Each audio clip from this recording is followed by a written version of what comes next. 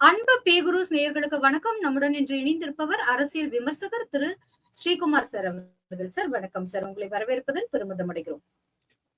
வணக்கம் சார். பஞ்சாப் காங்கிரஸ்ல என்ன நடக்குது சார்? பஞ்சாபில் தேர்தல் 2027 நடக்க போகுது. ஸோ உத்தரப்பிரதேஷ், உத்தராகண்டோட சேர்த்து பஞ்சாபிலும் எலெக்ஷன் நடக்க போகுது. ஸோ பஞ்சாப் அப்படிங்கிறது உங்களுக்கு ஒரு பார்டர் ஸ்டேட் அண்ட் ஒரு காங்கிரஸுக்கு வெற்றி வாய்ப்பு உள்ள மாநிலங்களில் ஒன்றாக கருதப்படுகிறது பஞ்சாப் மாநிலம். ஸோ அப்படிப்பட்ட மாநிலத்துல இப்ப எலெக்ஷன் நடக்க போகுது. ஸோ பஞ்சாபில் சத்தீஸ்கருடைய முன்னாள் முதலமைச்சர் பூபேஷ் பகேல் அவரை ஒரு பார்ட்டியோடைய ஒரு இன்சார்ஜ் மாதிரி போட்டு ஒரு எலெக்ஷன்ல ஒரு கோஆர்டினேஷன் கொண்டு வர பாக்குறாங்க. முன்னாள் முதலமைச்சர், பஞ்சாபின் முன்னாள் முதலமைச்சர் சன்னி அப்படிங்கிறவர், அவரை பிளான் பண்ணி அவங்க பண்ண பாக்குறாங்க. ஸோ இதுல பஞ்சாப்ல பல குரூப்ஸ் இருக்கு காங்கிரஸ்ல. அதாவது பாஜ்வா அப்படின்னு ஒருத்தர் இருக்காரு, அவருடைய தலைமையிலான குரூப். அப்புறம் மனிஷ் திவாரி அவர் இருக்காரு. அது தவிர சன்னி இருக்காரு. இவங்கெல்லாம் இருக்காங்க. முன்னாடியே முன்னாள் முதலமைச்சர் அமரீந்தர் சிங் கட்சியை விட்டு விலகி போயிட்டாரு. இப்ப மனிஷ் திவாரி, அதாவது லுதியானாவுடைய எம்பியா இருக்காரு அவரு. ஸோ அவர் சண்டிகர் மாநிலத்தோட, சண்டிகர் யூனியன் பிரதேசத்தோட எம்பி அவரு. முன்னாடி லுதியானாவுடைய எம்பியா இருந்தாரு. ஸோ அவர் இந்த தடவை அதிருப்தியில இருக்காரு. ஏன்னா அந்த ஒருங்கிணைப்பு குழு கூட்டம், தேர்தல் மேலாண்மை கூட்டம், இதுல எல்லாம் அவருடைய பெயர் இல்லை. சோ இதுல அவர் அதிருப்தியில இருக்கார். ஆம் ஆத்மி கட்சிக்கு எதிராக ஒரு பெரிய ஒரு அதிருப்தி பஞ்சாபில் நிலவுகிறது. ஏன்னா பல ப்ராமிசஸ் கொடுத்து வந்தாங்க. ஒரு ஹோப்போட மக்கள் அங்க ஓட்டு போட்டாங்க. காங்கிரஸ் ஆட்சியை மாற்றி ஆம் ஆத்மி கட்சிக்கு வாய்ப்பு கொடுத்தாங்க. சோ இப்ப பாத்தீங்கன்னா ஒரு பெரிய அதிருப்தி ஆம் ஆத்மிக்கு எதிராக நிலவுகிறது. சோ ஆம் ஆத்மிக்கு எதிரான அந்த அதிருப்தியை பயன்படுத்திக் கொள்ளும் நிலையில இருக்கக்கூடிய ஒரே கட்சி இன்றைய நிலையில பாத்தீங்கன்னா காங்கிரஸ் தான். ஏன்னா அகாலிதளம் ஏற்கனவே வலுவிழந்து இருக்கிறது. பாஜக ஒரு சில இடங்கள்ல மட்டும்தான் அவங்களுக்கு ஸ்ட்ரென்த் இருக்கு. இந்த தடவை அவங்க நிறைய சீட் கிடைக்கணும் அப்படின்னு பாக்குறாங்க. சோ அகாலிதளம் பாஜக கூட்டணி அமைந்தால் அது வேற மாதிரி ஒரு ரிசல்ட் கொடுக்க வாய்ப்பு இருக்கு. பட் அது ரெண்டும் நடக்காத சூழ்நிலையில ஒரு 4 முனை போட்டி இப்போது நிலவுகிறது. ஆம் ஆத்மி கட்சி, காங்கிரஸ், அகாலிதளம், பாஜக. சோ இப்படிப்பட்ட சூழ்நிலையில எப்படிப்பட்ட ரிசல்ட் வரும் அப்படிங்கிறது ஒரு குழப்பமான சூழ்நிலை. இதுல காங்கிரஸுக்கு வாய்ப்பு அதிகம். அந்த வாய்ப்பை அவர்களே கெடுத்துக் கொள்வார்களோ அப்படிங்கிற நிலைமையில தான் இப்ப இருக்கக்கூடிய உள்கட்சி பூசல் நீங்க பார்க்க முடியுது. காங்கிரஸ்ல 4 முனை போட்டி அப்படிங்கறத சொல்லிட்டீங்க. பஞ்சாப் காங்கிரஸ்ல இல்ல, பஞ்சாப்ல 4 முனை போட்டி நிலவுகிறது ஆஸ் ஆஃப் நோ அப்படிங்கறத சொல்லிட்டீங்க. பாஜகவும் அகாலிதளமும் கூட்டணி அமைப்பதற்கான சாத்தியக்கூறுகள் ஏதாவது இருக்கா? அப்படி அமைச்சதுன்னா பஞ்சாபை பொறுத்தவரை அகாலிதள பாஜக கூட்டணி மிகவும் ஒரு பழமையான ஒரு கூட்டணி. பாஜக முதல்ல ஒரு கூட்டணி அமைந்தது அப்படின்னு பாத்தீங்கன்னா அகாலிதளத்தோடனும் அதுக்கப்புறம் சிவசேனாவோடும் தான் அவங்க கூட்டணி அமைச்சாங்க. நான் சொல்றது வாஜ்பாய் அத்வானியோட காலத்துல. ஏன்னா அவங்க அகாலிதளம் அப்படிங்கிற ஒரு கட்சி 1952 முதல் எலெக்ஷன், ஜெனரல் எலெக்ஷன் சொல்லுவோம் இல்லையா, 1951-52 நடந்த ஃபர்ஸ்ட் லோக்சபா எலெக்ஷன்லயே பங்கேற்ற ஒரு கட்சி அகாலிதளம். சில கட்சிகள் தான் அந்த மாதிரி பங்கேற்றார்கள். அதுல ஒரு குறிப்பிடத்தக்க ஒரு கட்சி அகாலிதள கட்சி. சோ அவங்க இப்ப ஒண்ணுமே இல்லாம ஆயிட்டாங்க. பழைய பாரம்பரியம் மிக்க ஒரு கட்சி, பல தலைவர்களை உருவாக்கிய கட்சி, நிறைய லீடர்ஸ் அதுல இருந்து உருவாகியிருக்காங்க. அதாவது பிரகாஷ் சிங் பாதல், சுர்ஜித் சிங் பர்னாலா, பிரேம் சிங் சந்து மாஜ்ரா, பிரேம் சிங் லால்பூரா, சுக்தேவ் சிங் தின்சா, இது போன்ற பல தலைவர்கள் உருவாக்கிய கட்சி அகாலிதளம். இன்றைக்கு ஒரு ஃபேமிலி பார்ட்டியா மாறிடுச்சு. பிரகாஷ் சிங் பாதல், அவருடைய பையன் சுக்பீர் சிங் பாதல், இவங்களுடையது. அப்புறம் சுக்பீர் சிங் பாதலுடைய மனைவி ஹர்சிம்ரத் கவுர் அப்படின்னு இருக்காங்க. சோ இவங்கதான் அந்த கட்சி அப்படிங்கிற மாதிரி மோரார்லெஸ் ஃபிக்ஸ் ஆயிடுச்சு. அதனாலதான் அதோடைய ஒரு மெல்டிங் ஆயிடுச்சு. அந்த கட்சி கரைய ஆரம்பித்து விட்டது. ஒரு ஸ்ட்ராங்கான ஒரு கட்சி, அதுவும் ஒரு ரூரல் ஏரியாஸை வந்து மையமாக கொண்ட ஒரு கட்சி. நிறைய சீக்கியர்களும் அதே நேரத்துல வந்து கிராமப்புறங்களை வந்து அடிப்படை கட்டமைப்பு கொண்ட ஒரு கட்சி அகாலிதளம். ஸோ அது வந்து இப்போ ரொம்பவே வீக் ஆயிட்டாங்க. ஸோ அவங்க 2 பேரும் பாஜகவும் அகாலிதளமும் சேர்ந்தால் கூட எந்த அளவுக்கு பெரிய வெற்றி பெற முடியுமா அப்படிங்கிறது தெரியல. ஆனால் அந்த மும்முனை போட்டியாக அப்போது உருவாகும். இவங்க கூட்டணி அமைத்தார்கள் என்றால் அது ஒரு மும்முனை போட்டியாக உருவாகும். அதுல வந்து அந்த அகாலிதளம் பாஜகவுக்கு கொஞ்சம் அதிக இடங்கள் கிடைக்க வாய்ப்பு இருக்கு. இப்ப பாஜகவுடைய ஓகே எண்ணம் சார். என்னன்னு கேட்டீங்கன்னா, ஒரு இரட்டை இலக்கத்துல அவங்க எம்எல்ஏஸ் கிடைக்கணும்னு அவங்க எதிர்பார்க்கறாங்க. மொத்தம் 117 சீட் பஞ்சாபை பொறுத்தவரை அசம்பிளில. 117 சீட்ல வந்து அவங்களுக்கு கிட்டத்தட்ட 55 சீட்டு போல வேணும் அவங்களுக்கு. சாரி, 58 சீட்டு போல வேணும் அவங்களுக்கு வந்து ஒரு மெஜாரிட்டி கிடைக்கும். Sorry, 59 seat. 59 சீட்ஸ் இருந்ததுன்னா உங்களுக்கு it is a full fledged majority government ஆயிடும். ஸோ இப்போ இருக்கக்கூடிய அந்த சூழ்நிலையில வந்து ஒரு பஞ்சாபை பொறுத்த வரைக்கும் அவங்க என்ன பாக்குறாங்கன்னா, ஏற்கனவே அவங்களுக்கு 2 எம்எல்ஏக்கள் இருக்கு. அந்த 2 எம்எல்ஏக்கள் அவங்க வந்து ஒரு 10 எம்எல்ஏக்களுக்கு மேல போகணும் அப்படின்னு பஞ்சாப்ல பாஜகவுடைய கருத்தாக இருக்கிறது, பிளானா இருக்கு. ஏன்னா அவங்க போன எலெக்ஷன்ல 2022 பொறுத்த வரைக்கும் ரொம்ப ஒரு கஷ்டமான சூழ்நிலையில தான் பாஜக பஞ்சாப் எலெக்ஷனை எதிர்கொண்டாங்க. அந்த ஃபார்மர்ஸ் லா, அந்த விவசாய சட்டத்தினுடைய ஒரு அந்த அந்த சட்டத்துக்கு அந்த ப்ராப்ளம் இருந்தது இல்லையா. விவசாய சட்டம் கொண்டு வந்தாங்க, அப்புறம் அதை வித்ட்ரா பண்ணாங்க. ஒரு பெரிய ஒரு கலவரங்கள் அவங்க பண்ணாங்க. பஞ்சாபை பொறுத்த வரைக்கும் அந்த டிராக்டர்ஸோட பேரணி போய் பெரிய ப்ராப்ளம் எல்லாம் கிரியேட் பண்ணாங்க. அந்த நிலைமையில கூட பாஜகவுக்கு 2 எம்எல்ஏக்கள் கிடைச்சாங்க பஞ்சாப்ல. 8 இடங்கள்ல 2வது இடத்துல வந்தாங்க, கூட்டணியே இல்லாம பாஜக. ஏன்னா அந்த எலெக்ஷனுக்கு போதுதான் பஞ்சாப்ல வந்து அகாலிதளம் பாஜக கூட்டணி உடைந்தது. சோ கூட்டணி இல்லாமலேயே பாஜக 2 இடத்தில் வெற்றியும் 8 இடத்தில் 2வதும் வந்தாங்க. ஒரு பெரிய ஒரு வேவ் எலெக்ஷன் அது. ஆம் ஆத்மி கட்சிக்கு ஆதரவான வேவ் எலெக்ஷன். அந்த எலெக்ஷன்ல வந்து கிட்டத்தட்ட பலவர் தோத்து போனாங்க. சுக்பீர் சிங் பாதல் தோத்து போனாரு, அமரிந்தர் சிங் தோத்து போனாரு, சன்னி அவர் தோத்து போனாரு, அது தவிர வந்து சித்து தோத்து போனாரு. பலர் தோத்து போன எலெக்ஷன் அது. அப்படிப்பட்ட எலெக்ஷன்ல கூட பாஜக 2 சீட் வாங்கினாங்க அண்ட் 8 சீட்ல செகண்டா வந்தாங்க. ஸோ இவங்களோட பிளான் என்னன்னா, மினிமம் 10 சீட் அவங்க கிடைக்கணும் இந்த 4 முனை போட்டியில அப்படிங்கிறது அவங்களோட பிளானா இருக்கு. அகாலிதளை பொறுத்த வரைக்கும் அவங்க இழந்த அந்த அந்த ஆதரவு தளத்தை அவங்க மீட்டெடுக்க முடியுமா அப்படின்னு தான் அவங்க பார்ப்பாங்க. மேக்சிமம் போன தடவையை விட பெட்டர் பர்ஃபார்மன்ஸ் பண்ணணும், அவங்க இழந்த ஓட் பேங்கை வந்து திரும்ப பெறணும் அப்படின்னு தான் பார்ப்பாங்க. ஸோ இது வந்து பிராங்கா சொல்ல போனா ஒரு பாஜக கூட்டணிக்கு ஒரு கஷ்டமா இருக்கும். பட் ஒரு அவங்களோட பர்ஃபார்மன்ஸ் அதிகப்படுத்துவதற்கு உதவுமே தவிர ஆட்சியை பிடிக்கும் அளவிற்கு இருக்குமா அப்படிங்கிறத பொறுத்திருந்து பார்க்கணும். Okay sir. Sir, Ayodhya Ramar கோயில் கட்டுற அந்த சமயத்துல இந்த ட்ரஸ்ட் ஃபார்மேஷன், அதை தாண்டி இந்த ட்ரஸ்டுக்கு வந்த கணக்கு வழக்குகள்ல சில மோசடிகள் நடந்ததாகவும், தொடர்ந்து அதுல குறிப்பிட்ட நபர் வந்து அகிலேஷ் யாதவ் அவருடன் ஒரே நாள்ல இத்தனை முறை தொலைபேசியில தொடர்பு கொண்டிருக்காரு, ஒரு மாசத்துல இவ்வளவு முறை கான்டாக்ட் பண்ணிருக்காங்க அப்படிங்கிற ரீதியில நிறைய செய்திகளை நம்ம ஊடகங்கள்ல பாக்குறோம். இந்த அயோத்தியா ராமர் கட்டுமான கோயில் விஷயத்துல முறைகேடுகள் உண்மையாகவே நடந்திருக்கா? உண்மையா நடந்திருக்கு. ஏன்னா அந்த கோவில் வந்து அமைக்கப்பட்டவுடன் சுப்ரீம் கோர்ட்டுடைய ஒரு ஆர்டர் என்னன்னு கேட்டீங்கன்னா, அந்த கவர்மெண்ட் வந்து அந்த ராம் லல்லா ட்ரஸ்ட்னு இருப்பாங்க, அவங்களுக்கு தான் இந்த ராம ஜென்ம பூமி நியாஸ்ன்னு முன்னாடி சொல்லுவாங்க, அவங்களுக்கு அந்த இடமாகப்பட்டது கொடுக்கப்பட வேண்டும் அப்படிங்கிறது. பிளஸ் வந்து இஸ்லாமியர்களுக்கு அது ஒரு அவங்களுக்கு ஈக்குவலான ஒரு இடத்த வந்து வேற ஒரு இடத்துல கொடுக்கணும் அப்படிங்கிறது இந்த ஜட்ஜ்மெண்ட். சென்ட்ரல் கவர்மெண்ட் என்ன பண்ணாங்கன்னா, அவங்க ஒரு ராம ஜென்ம பூமி தீர்த்த கஷேத்ரா ட்ரஸ்ட் அப்படின்னு ஒண்ணு கிரியேட் பண்ணி அவங்களுக்கு இந்த ஹேண்ட் ஓவர் எல்லாத்தையும் பண்ணிட்டு அவங்க ஒதுங்கிக்கிட்டாங்க.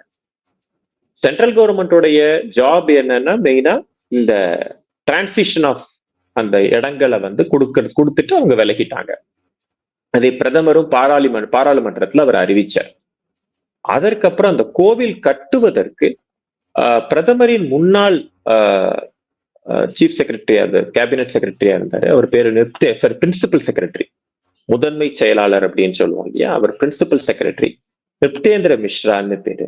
அவரை ஒரு வேலை செய்வதற்காக பணிக்கப்பட்டார்.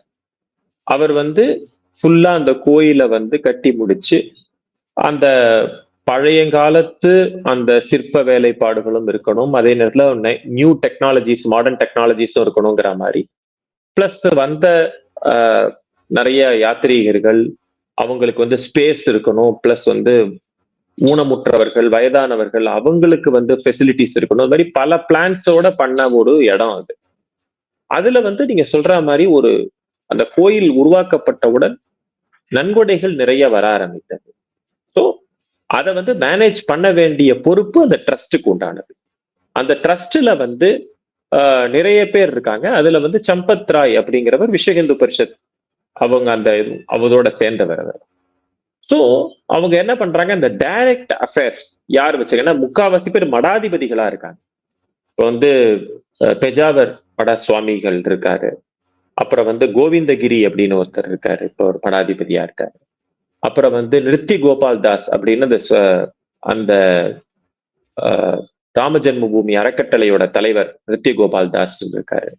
சோ இவங்கெல்லாம் தான் அதுல உள்ள முக்கிய இந்த ட்ரஸ்டீஸ். அவங்க எல்லாம் லைஃப் லாங் ட்ரஸ்டீஸ் அப்படின்னு சொல்லுவோம்.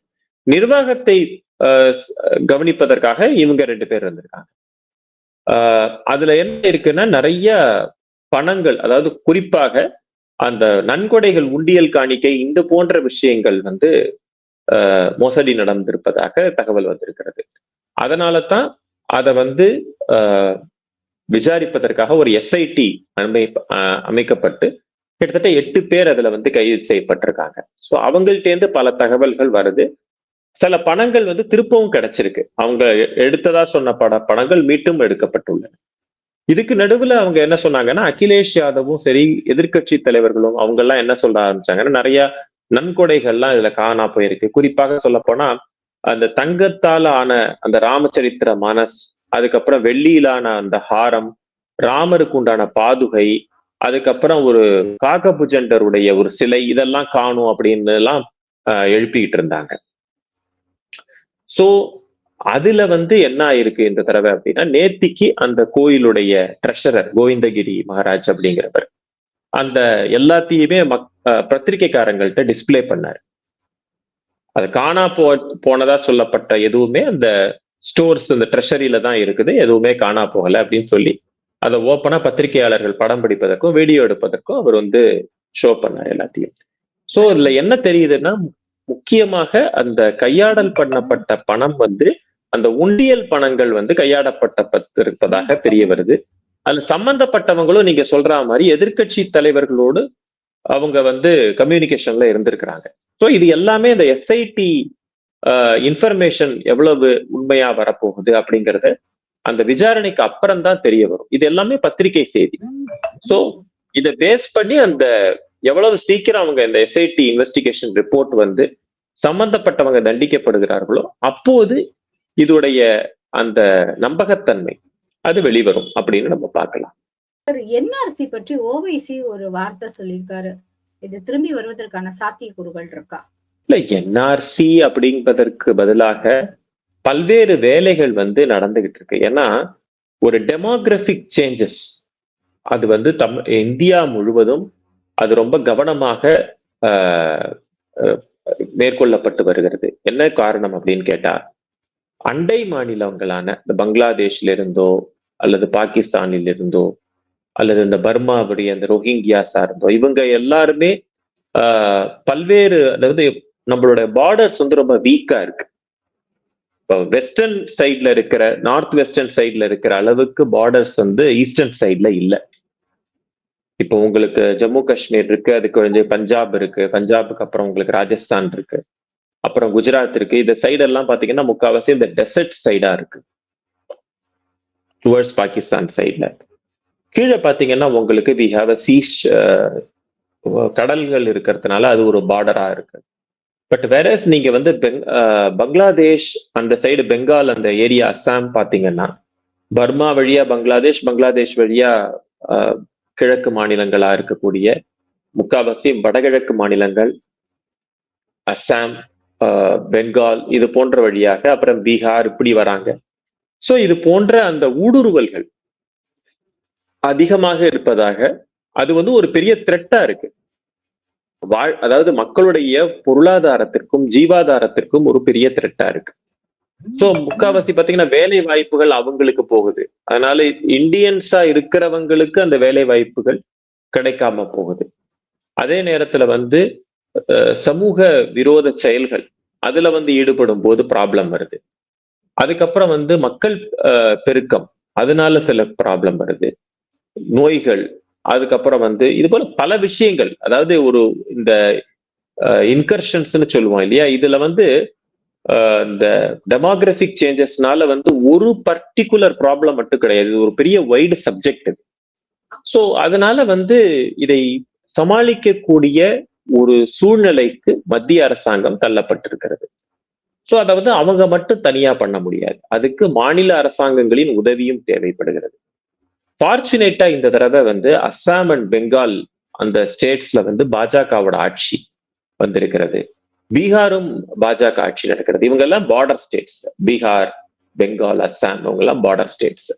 சோ இதுல வந்து இப்படி இருப்பதனால பாஜகவுக்கு இதுல வந்து ஒரு காம்ப்ரிஹென்சிவ் பிளான், அதாவது மாநிலங்களையும் உள்ளடக்கி ஒரு பிளான் கொண்டு வந்து இது எப்படி வந்து ஏற்கனவே சட்டவிரோதமாக தங்கியிருப்பவர்களை கண்டறிந்து அவர்களை எப்படி வெளியில அனுப்புறது, ஏற்கனவே இருக்கிற அந்த டெமோகிராபிக் சேஞ்சஸை எப்படி வந்து ஹேண்டில் பண்றது, இது போன்ற பல விஷயங்கள் அவர்களுக்கு இருக்கிறது. ஏன்னா இப்ப நீங்க இன்ஃபேக்ட் மக்கள் நல திட்டங்கள் அப்படின்னு நீங்க கொடுத்தீங்கன்னு வச்சுக்கோங்களேன், அதுவும் பாத்தீங்கன்னா அவங்களுக்கு போய் சேருது. மக்களுக்கு கொடுக்கக்கூடிய அந்த ரேஷன்ஸோ டைரக்ட் பெனிஃபிட் டிரான்ஸ்ஃபர்ஸோ அது மாதிரி வந்து அவங்களுக்கு போகுது. கிட்டத்தட்ட ஓட்டிங் அவங்க பண்றாங்க. ஸோ இந்தியால யார் அரசாங்கம் நடத்தணுங்கிறத ஊடுருவல்காரர்கள் வந்து ஓட்டிங் பண்ணி அவங்க செலக்ட் பண்ற நிலைமைக்கு போகுது. ஸோ இதெல்லாமே ஒரு நேஷனல் த்ரெட். ஸோ ஏன்னா வந்து ஒரு கட்சி ஒரு அந்த அந்த பீப்புளை அப்பீஸ் பண்ணப்படுற கட்சிகள் வந்து அவங்கள யூஸ் பண்ணிக்கிட்டு ஒரு எலெக்ஷனை மாத்தலாம், அவங்களோட ரிசல்ட்டை மாத்தக்கூடிய வாய்ப்புகள் இருக்கு. ஸோ இதெல்லாம் வந்து ஒரு பெரிய நேஷனல் த்ரெட். அதெல்லாம் சமாளிக்கணும்னு தான் இப்ப வந்து அவங்க முயற்சி பண்றாங்க. எந்த அளவுக்கு அதுல வெற்றி கிடைக்க போகிறதுங்கிறத நம்ம பொறுத்திருந்து பார்க்கணும். பட் அதுல ஒரு தீவிரமான சிந்தனை மத்திய அரசாங்கத்திற்கு இருந்து கொண்டிருக்கிறது. சோ இது போன்ற சிந்தனைகள் இருக்குங்கிறதுனால ஒவைசி வந்து அதை வந்து திசை திருப்பறதுக்காக என்ஆர்சி வரப்போகுது அப்படின்னு. என்ஆர்சியாவே வருதா இல்ல வேற ஒரு வடிவத்துல வருதா அப்படிங்கிறத நம்ம பார்க்கணும். பட் இவரு ஒவைசி சொல்றது பாத்தீங்கன்னா அது வந்து ஒரு டைவர்ஷனரி டாக்டிக்ஸ் பிளஸ் வந்து ஒரு பதட்டம் ஏற்படுத்துவதற்காகவே சில பொலிட்டீஷியன்ஸ் இருப்பாங்க. அவங்களோட ஸ்டேட்மெண்ட்ஸ் பாத்தீங்கன்னா மக்களை வந்து குழப்பணும், பதட்டம் ஏற்படுத்தணும், இப்ப இருக்கிற அந்த நார்மல் வந்து கெடணும் அப்படின்னு அவங்க நினைக்கிறவங்க வந்து அந்த மாதிரி பண்ணுவாங்க. அதன் அடிப்படையில தான் ஓவைசியுடைய ஸ்டேட்மெண்ட் இருக்கிறதா நான் பாக்குறேன். ஏன்னா ஒரு பெரிய டெமோகிராபிக் சேஞ்சஸ் வந்து மேனேஜ் பண்றதுக்கு சில முடிவுகள் எடுக்கப்படுமே ஆனால் மத்திய அரசாங்கத்தின் சார்பாக அதெல்லாம் அறிவிக்கப்பட்டு தான் நடக்குமே தவிர அறிவிக்கப்படாமல் ஒரு சீக்ரெட்டா எதுவுமே யாரும் பண்ண போறது கிடையாது. இட் வில் பி வெல் எப்படி சொல்றது டிஸ்பிளே பண்ணு, அதை வந்து டிஸ்க்ளோஸ் பண்ணி தான் அவங்க பண்ணுவாங்க. அந்த பாலிசிஸ் எல்லாம் கொண்டு வந்ததுக்கு அப்புறம் தான் அதுக்கப்புறம் அடுத்தடுத்த ஸ்டெப்புக்கு எடுத்துட்டு போவாங்கன்னு நான் பாக்குறேன். சார், நான் கம்மிங் பேக் டு தமிழ்நாடு உங்ககிட்ட ஒரே ஒரு கொஸ்டின் மட்டும் கேட்கணும்னு நினைக்கிறேன் சார். அரசு வழக்கறிஞர்கள் அவங்கள நியமனம் செய்ததுல ஊழல்னு ஒரு வார்த்தை வந்து தெரிய வருது, எல்லா இடத்துலயும் சொல்றாங்க. சில இடத்துல தகுதி இல்லாத நபர்கள், ஆடு திருடினவங்க வழக்கறிஞர், அரசு வழக்கறிஞரா அப்படிங்கிற ஒரு கேள்வியை முன் வச்சிருக்காரு பாஜகவின் மாநில தலைவர் நயினார் அவர்கள். சோ இதை நீங்க எப்படி பாக்குறீங்க? தமிழ்நாடுல நல்லா நடத்துறாங்க, இல்ல அவங்களுக்கு டைம் கொடுக்கணும், அந்த மாதிரி எல்லாம் தாண்டி திரும்பியும் பழையபடி தமிழ்நாடுல வந்து எங்கேயோ ஒரு இடத்துல ஊழல் வந்து ஸ்டார்ட் ஆயிடுச்சு அப்படின்ற மாதிரி நினைக்கிறீங்களா சார்? இல்ல ஊழல் ஸ்டார்ட் ஆயிடுச்சு இல்ல, நான் அந்த மாதிரி நினைக்கல. நான் எப்படி பாக்குறேன்னா, இந்த தாவேக அரசாங்கம் வந்து ரொம்ப குறைந்த நாட்களே ஆகின்றன. நம்பர் 1. அவங்களுக்கு இன்னும் அந்த பியூரோக்ராட்டிக் அந்த ஹோல்டு இன்னும் வரல. இன்னும் அந்த பியூரோக்ரசி அப்படிங்கிறது அந்த அதிகாரிகள் அவங்க வந்து முக்காவாசி பாத்தீங்கன்னா திமுக சார்பு அதிகாரிகள் தான் நிறைய பேர் இருக்கிறாங்க. சோ அதுல வந்து நம்ம மாற்று கருத்தே இருக்க முடியாது. ஏன்னா இன்னைக்கும் அதிகாரம் அப்படிங்கிறது இந்த பியூரோக்ராட்டிக் பவர் அப்படிங்கிறது டிஎம்கேயை ஃபேவர் பண்ணி தான் இருக்கு. மீடியா டிஎம்கேயை ஃபேவர் பண்ணி இருக்கு. சோ இதெல்லாம் தாண்டி தான் தாவேகா அப்படிங்கிறவங்க எஸ்டாப்ளிஷ் பண்ணி வரணும். இந்த அரசு நியமனம், இந்த அரசு வக்கீல்கள் நியமனம் அப்படிங்கிறது வந்து ஒரு சென்சிட்டிவான விஷயம். ஏன்னா நிறைய சட்ட ரீதியான ஒரு விஷயங்களை வந்து உயர் நீதிமன்றத்திலோ உச்ச நீதிமன்றத்திலோ எடுத்து வைக்க வேண்டியிருக்கும். சோ அப்ப அரசாங்கத்துடைய வேவ்லந்தோட ஒத்து போகிறவர் தான் அந்த அரசு வழக்கறிஞர்களாக இருக்க முடியும். ஒரு அரசு வழக்கறிஞராக இருப்பவர் அந்த கவர்மெண்டுடைய பாலிசியும் தெரிஞ்சிருக்கணும், அந்த அரசாங்கத்திற்கு நம்பிக்கைக்குரியவராகவும் இருக்கணும், அதே நேரத்தில் சட்ட அறிவும் அதிகமா இருக்கும். அப்படிப்பட்ட ஒருவர் தான் அந்த பொசிஷனுக்கு தகுதியானவராக கருதப்படுவார். அது எந்த அரசாங்கமா இருந்தாலும் சரி, அது இப்ப இருக்கக்கூடிய தாவேகா அரசாங்கமா இருந்தாலும் சரி, முன்னாடி இருக்கக்கூடிய திமுக அதிமுக அரசாங்கம் இருந்தாலும் சரி, தனக்கு வேணுங்கிறப்பட்டவர்களா இருக்கணும், திறமையானவர்களாக இருக்கணும், அதே நேரத்துல அந்த அரசாங்கத்துடைய மனப்பான்மையை புரிந்து கொண்டவர்களாக இருக்கணும். அதே நேரத்துல வழக்குகளை வந்து ரொம்ப சாதுரியமாக அவங்க நடத்தி அதுல வெற்றி பெற்று தரணும். சோ இது வந்து ஒரு பெரிய ப்ராசஸ். இதுல வந்து செலக்ட் பண்றது வந்து ரொம்ப ஜாக்கிரதையா செலக்ட் பண்ணணும். அது தாவேகாக்கு இப்பதான் முதல்ல வந்திருக்காங்க. அப்படிங்கிற போது இப்பதான் மந்திரிகள் வந்து அதிகாரிகள் நியமிக்கப்பட்டு கொஞ்சம் கொஞ்சமா நடக்கும்போது இது போன்ற விஷயங்கள்ல சில தடுமாற்றங்கள் ஏற்படும். ஏன்னா அவங்களுக்கு வந்து யார கரெக்டான பர்சனை சூஸ் பண்றதுங்கிறது ஒரு இது இருக்கு. ஏன்னா நினைச்சு அரசாங்க வழக்கறிஞர்களை மாத்திக்கிட்டு இருக்க முடியாது. ஒன்ஸ் போட்டாச்சுன்னா அது ஒரு குறிப்பிட்ட காலம் அவங்க இருந்துகிட்டு இருப்பாங்க. அதுக்குள்ள வரக்கூடிய அந்த வழக்குகள் இருக்கு இல்லையா, அதுல வந்து வெற்றி கிடைக்கணும். அதுல வரிசையா வந்து அரசாங்கத்துக்கு தோல்வியே வருதுன்னு வச்சுக்கோங்களேன், அது ஒரு இமேஜ் ஆஃப் த கவர்மெண்ட்டை பாதிக்கும். சோ இதெல்லாம் நிறைய விஷயங்களை கன்சிடர் பண்றதுனாலதான் இந்த ஹெசிடேஷனும் ப்ராப்ளமும் இருக்கும்னு நான் பாக்குறேன்.